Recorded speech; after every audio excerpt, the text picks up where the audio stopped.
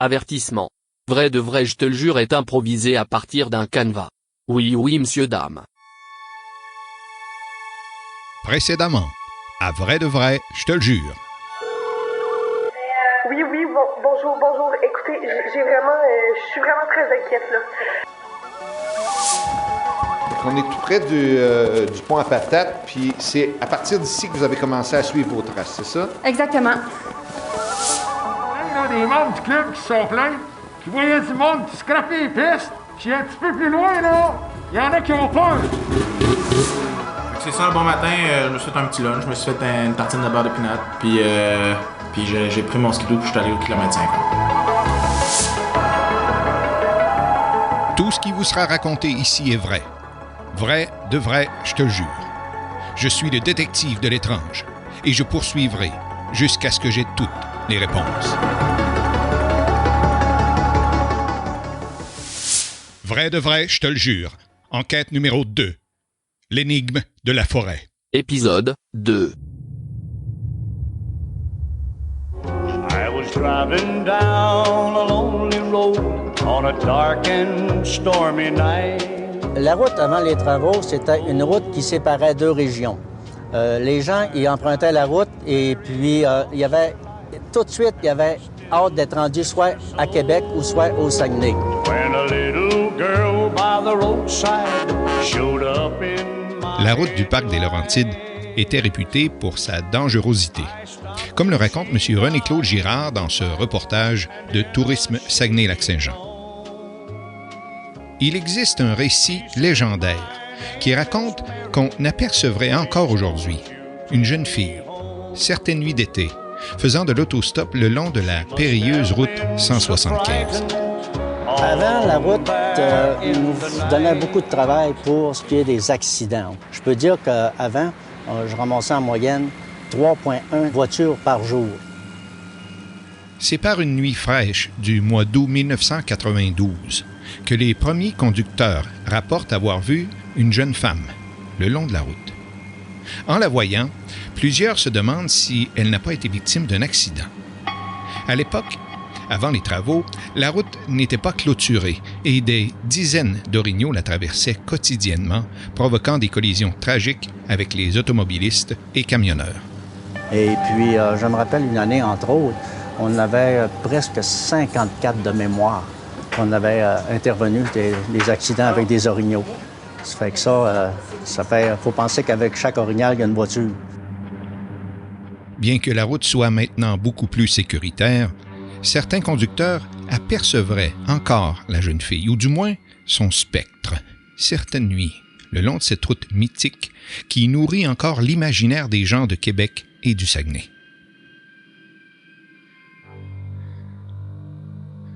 Justine, Dylan et Chuck Savard ont été témoins d'une présence féminine le long d'un sentier qui mène au Saguenay, eux aussi.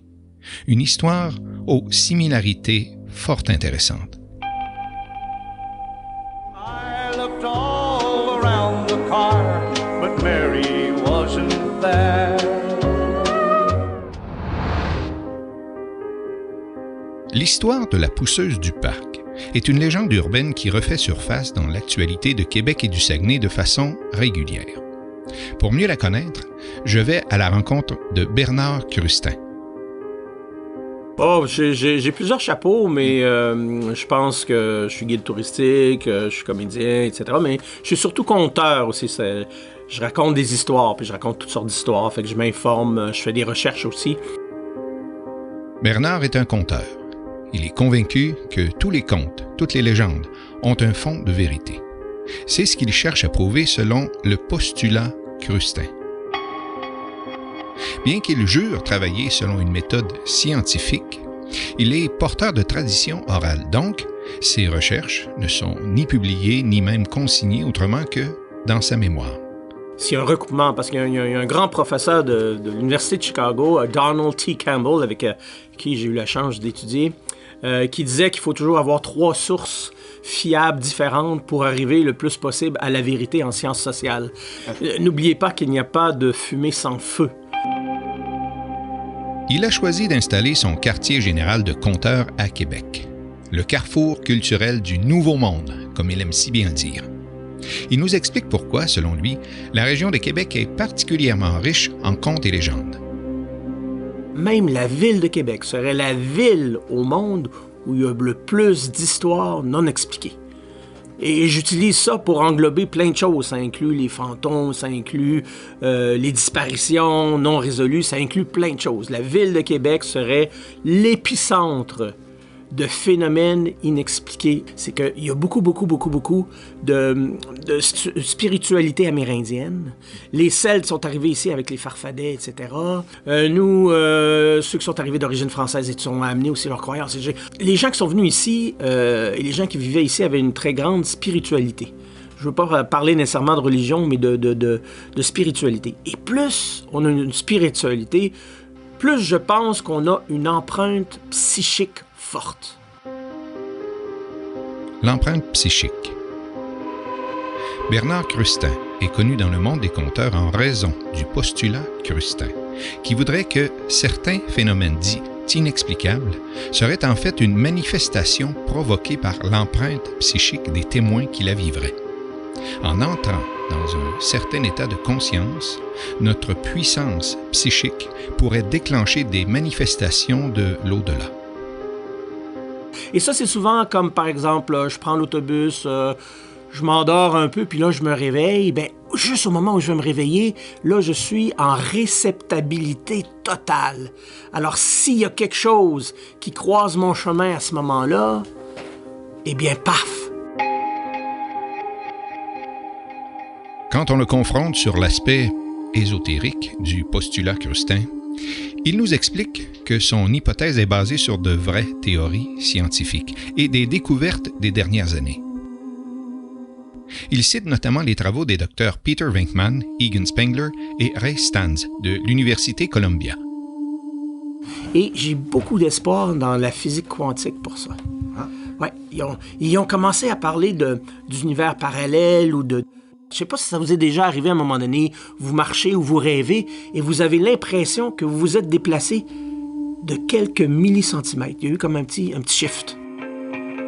Oui, ça arrive là souvent, puis tu fais « Ah, qu'est-ce qui s'est passé? » Mais c'est que là, il y a eu une petite vibration entre les deux univers parallèles. Bernard Crustin connaît très bien l'histoire de l'autostoppeuse du parc des Laurentides. Non seulement il l'a entendu à plusieurs reprises, mais il a même entrepris des travaux de recherche selon son postulat.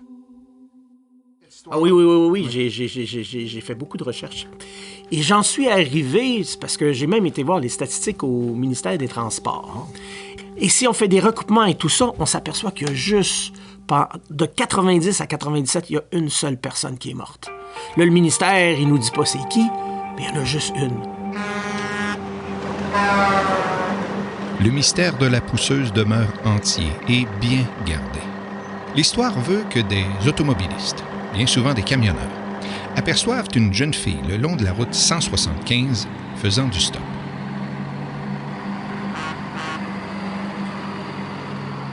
La jeune fille se trouve toujours juste avant une courbe, dans un secteur isolé et très boisé de la réserve faunique des Laurentides. En fait, mon problème, c'est que j'aimerais bien retrouver le camionneur. Parce que dans tous ces témoins-là, il y a un camionneur qui a dit que la jeune fille, une fois embarquée, lui a laissé l'adresse. Oui. Le conducteur s'arrête. Une fois embarqué dans le véhicule, l'autostoppeuse remettrait un papier au conducteur, sans dire un mot. Sur le papier, on peut toujours lire une adresse menant à une maison. Durant tout le trajet, la jeune fille reste silencieuse, regardant droit devant, sans émotion. Le bon samaritain qui l'a fait monter la conduit à l'adresse figurant sur le papier. Attention à toi.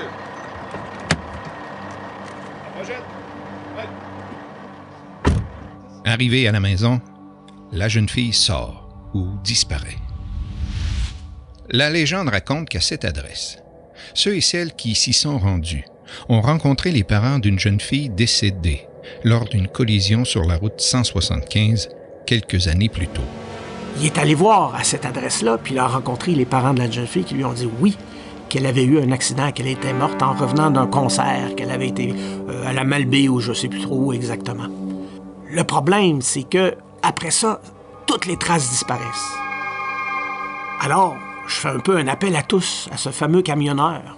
Parce que moi, mon rêve, ça serait de rencontrer les parents, puis d'en savoir plus sur la jeune fille, justement pour pouvoir analyser la force de son empreinte psychique. Les camionneurs, on dirait, ont une espèce de lien. Moi, je pense le fait que souvent, ils soient en train de rouler et donc que leur esprit vagabonde, je pense que ça leur permet pour la plupart d'avoir cette fameuse ouverture dont je parlais tantôt. Bernard Crustin m'apprend que les histoires de jeunes filles le long des routes, de dames blanches ou de fantômes d'autostoppeuses sont fréquentes. Et pas seulement au Québec, mais partout dans le monde. Comment le conteur explique-t-il cela? Mais non, le monde psychique aussi a ses règles et tout ça. Ce qui fait qu'un événement peut se répéter si les conditions sont similaires. Et c'est souvent des jeunes filles, des fois c'est des jeunes filles maltraitées, mais c'est souvent aux États-Unis, il y a par exemple une jeune fille qui est morte à moto à un moment donné. Et puis on s'aperçoit qu'elle est morte comme quelques mètres presque de la maison de ses parents. Et qu'en général, elle fait du stop, on la ramasse, et si on a le courage d'aller jusqu'à sa maison, ben on trouve la maison, puis une fois rendu à la maison, elle disparaît. Alors, selon le postulat Crustin, le monde physique et notre empreinte psychique seraient responsables de ces apparitions. Mais ces manifestations sont toujours issues de faits réels et vérifiables. Ces tragédies du passé seraient responsables de cette empreinte psychique. On va faire une comparaison avec la Dame Blanche de la chute Montmorency. Eh bien, la Dame Blanche, il y a des faits historiques. C'est une légende. Fait que, il y a eu une bataille, la bataille du 31 juillet 1759, qui a été gagnée par les Français. Et Louis Tessier, qui était l'amoureux de Mathilde Robin, est allé à la bataille et il est mort à cette bataille. Et elle a fini par se jeter en bas de la chute. Par désespoir, parce qu'il était supposé se marier, tout ça. Fait que ça, c'est comme, il y a des témoins, il y a des faits historiques. Exactement. Et à partir de là, qu'est-ce qu'on retrouve dans cette histoire? Encore les éléments que j'ai donnés tantôt, c'est-à-dire un traumatisme. Et puis avec tout ce qu'il y a autour, voilà, l'empreinte psychique s'est imprimée. Alors, comment savoir si Chuck Savard a réellement vu quelque chose? Comment savoir s'il n'a pas provoqué cette apparition en raison d'une empreinte psychique particulière au kilomètre 50? Est-ce que je dois prendre son témoignage au sérieux? Il ne faut pas oublier que pour les gens qui font des rencontres, la rencontre est réelle. Et le sera toujours. La personne a vécu quelque chose. Même si on trouvait pour cette personne-là une explication qui fait que tu as rêvé ou quelque chose comme ça, pour cette personne-là, l'événement est réel.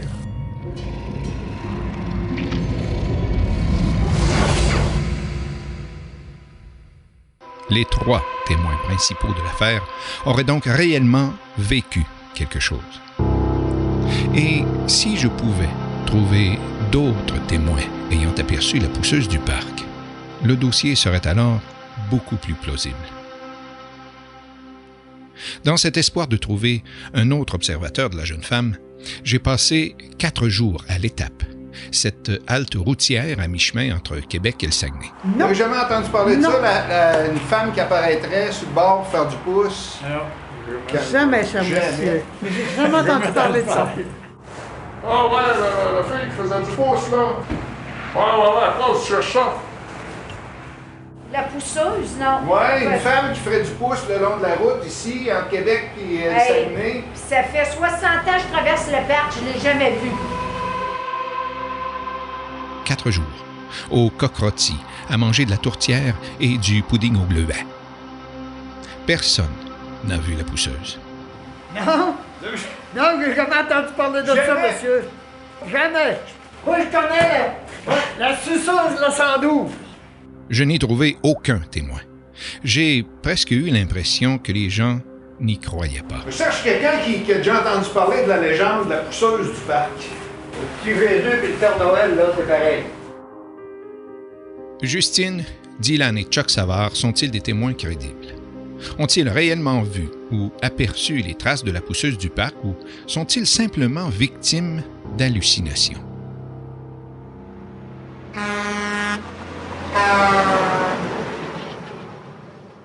Bernard Crustem avait confirmé que je tenais probablement une piste intéressante, mais qui étaient exactement ces premiers témoins que j'avais questionnés? Justine, Dylan et Chuck qui avaient constaté les traces et rencontré cette dame sur le sentier des draveurs. Étaient-ils sains d'esprit? Est-ce que leur témoignage méritait toute mon attention? J'avais ce vieux contact dans mon Rolodex, le docteur Moreau, que j'ai contacté. Psychologue, psychiatre et spécialiste dans le domaine. Suite à un épuisement professionnel, le docteur Moreau s'est isolé sur une île du Saint-Laurent, à l'abri du public et des médias. Vous savez, moi, je fais plus de consultations privées. On peut plus prendre rendez-vous avec moi, non, j'ai décidé de fermer ça. Il est arrivé trop de... Bon, écoutez, je voulais pas embarquer là-dedans, mais je vais vous le dire, là, au bureau en train ici, Dr Moreau, Tremblay. Le Tremblay, je l'ai rajouté il y a pas très longtemps parce que Dr Moreau, on le sait. J'ai seulement gardé l'enseigne sur la porte de mon bureau. Justement, j'ai décidé de retirer tout ce qui est courriel, les numéros de téléphone. D'ailleurs, je voulais savoir, c'est qui exactement qui vous a donné le contact? C'était sur une petite affiche là, sur un poteau de téléphone. Moi, j'avais pris le numéro. Là. Je pense que c'était en 87. Je marchais sur la rue Saint-Jean et j'ai vu ça. Le lendemain matin, j'ai traversé sur l'île du docteur Moreau, Tremblay. Il m'a reçu dans son cabinet clinique. Oui. Le docteur Moreau a créé un test psychodiagnostique, un outil d'évaluation psychologique de type projectif basé sur des algorithmes informatiques de type rétino-numérique fixe. Son test exige une panoplie d'appareils technologiques à la fine pointe des années 90. Bien que son test comporte de grandes similarités avec le test des taches d'encre de Rorschach, le docteur Moreau-Tremblay précise que son test est bien différent, puisqu'il a été élaboré à partir de taches de café. Comme il le dit si bien, la psychologie évolue. Pourquoi se limiter aux taches d'encre? Notre psyché se développe avec le temps. La psychologie n'est pas fixée dans le béton non plus. Elle continue de bouger. Et vous savez, il y a autant de psychologie qu'il y a d'humains. Tout le monde a un endroit de son jardin qui est un peu... qui est barré à clé, voilà. Vous voyez, moi, si vous voyez par la fenêtre, mon potager. Ouais. Vous voyez, j'ai des carottes, j'ai des choux, j'ai des tomates. Vous voyez le petit coin là-bas qu'il y a à droite, dans le fond de ma cour, voilà, avec la petite clôture, voilà, ouais, c'est exact. Voilà. Vous voyez le gros cadenas qui ça me semble plus décoratif que d'autres choses. Ouais, non, c'est pas décoratif. Il y a d'autres légumes derrière cette porte. Essayez de deviner le légume qui est derrière cette porte que j'ai planté. C'est des concombres, voilà, donc c'est pas secret, je peux vous le dire, mais... Le docteur Moreau-Tremblay parle avec assurance. Il est très convaincant. En discutant avec lui, ses qualités professionnelles nous poussent à une certaine introspection. Vous voyez, si je vous avais pas dit que c'était du concombre, ça vous titillerait encore, n'est-ce pas? Vous voulez beaucoup comprendre ce qui vous entoure. Oui, mais c'est ça mon travail. C'est très intéressant. Le docteur Moreau-Tremblay me présente une version portative de son appareil pour son test, le MORCAF. Le psychologue présente au sujet 7 taches de café dans un ordre déterminé. Le sujet doit ainsi dire ce qu'il voit dans les taches, sans aucune autre restriction. Vous m'en dire un peu plus sur ce test-là, c'est... Mais écoutez, comme vous voyez, on a 7 images. Et puis parce que vous voyez que chacune de ces 7 images-là nous sert à faire une évaluation. Bon, une des zones, c'est un peu réducteur, mais une des zones du cerveau. Bon, j'allais vous dire c'est quoi, mais en fait, vous voyez quoi là-dedans? Je vois un oiseau à 2 têtes et 2 queues. Vous voyez un oiseau à 2 têtes et 2 queues? Oui, c'est intéressant. Le psychologue interprète les résultats et fournit son rapport informatique. OK. Vous êtes contraint, n'est-ce pas? Peut-être. Extrêmement intéressant. C'est assez particulier. Je vous dirais qu'on va pas ça chez vous. Très près de la nature, mais vous essayez peut-être un petit peu de l'embellir, peut-être. Pensez. Moi, je pense rien. Quelques jours plus tard, nous avons accès au laboratoire principal.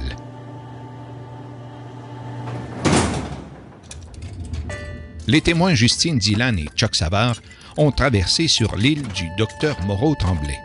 Ils ont accepté de passer chacun le test de MORCAF. C'est un facochère. Donc ici, on aurait le museau. Puis le museau est quand même détaché du reste du corps. On aurait tendance à penser qu'il y a une certaine Assis crainte. sur des chaises futuristes, branchés aux appareils technologiques, les deux colocs se font face. On dirait un peu Justine de dos, là, quand... Ouais, parce qu'on jase le soir, puis on fait la vaisselle, comme ensemble, puis on dirait un peu que c'est elle de dos qui fait la vaisselle. Justine et Dylan ont répondu aux questions ensemble, selon les désirs du docteur Moreau-Tremblay, voulant les confronter en duo. Ben écoutez, il y a du contenu là-dedans. Ce ne sont pas des témoignages qui sont, selon moi, inventés. Ça ne semble pas être dans un état de délire que Justine et Dylan nous ont livré leurs témoignages. Pour ce qui est du témoignage de Chuck Savard, le docteur Moreau-Tremblay est beaucoup plus précis. L'image 3, ça représente la Chine et le thé noir. C'est quelqu'un qui se parle à soi-même, en fait. C'est quelqu'un qui se valide lui-même et qui cherche un peu à se justifier. La deuxième image, ça représente le plexus solaire de quelqu'un qui s'ouvre à la vie, qui dit oui à la vie, qui mord dans la vie, et il a mis un tuxedo. Qui est très terrestre. Vous savez, les Anglais disent matter of fact, donc c'est la matière du fait. L'image 7, ça représente un regard. C'est vraiment... c'est très beau. C'est vraiment... Ça me rappelle ma mère. Et ma fête. J'aurais tendance à donner la troisième personnalité à cette personne, même avant qu'on l'entende ici ensemble. Déjà, ouais. Oui, voilà. Donc, il y aurait des chances que ce soit une autre personnalité, évidemment. C'est la personnalité robotique. Moi, si je peux vous permettre une petite histoire, mon frère était de personnalité robotique. Et puis, ça arrivait quelquefois là, dans des fêtes de famille qu'il dansait le robot. Et puis je me souviens de ce récit de la danse avec la figure dont l'homme parlait. C'est que la danse fait souvent partie de la vie des gens avec la personnalité dite robotique.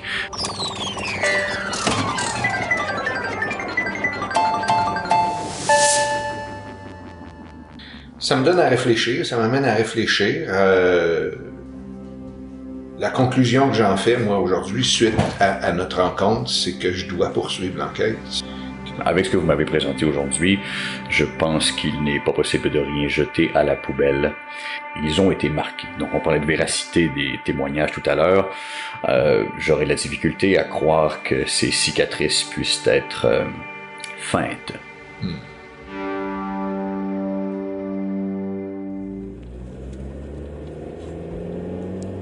De retour dans ma voiture en direction de ma maison, je me questionne toujours sur la crédibilité des 3 témoins principaux.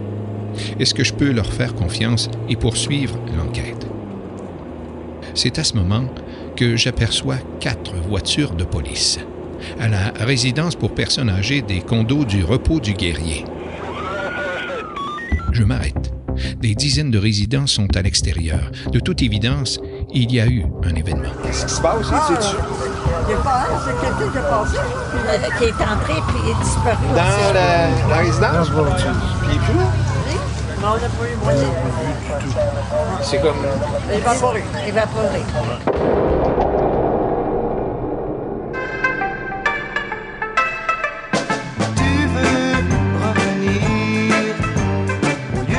Quelqu'un est entré à la résidence, puis s'est évaporé, laissant de curieuses traces sur le plancher et les murs. J'avais d'autres témoins. Je suis le détective de l'étrange, et je poursuivrai jusqu'à ce que j'ai toutes les réponses. Prochainement, à Vrai de Vrai, je te le jure. Ben, on finissait de manger, on avait notre petit verre à vin. Puis là, il est arrivé quelqu'un à courant. Non, tu sais, mais c'est des choses qu'on parle pas trop. Non. On se le dit, nous autres, mais avec les autres, pour pas affoler la population. Et je me dédie à ma communauté, même si ma communauté vient me voir de moins en moins. L'Église est plus ce qu'elle était.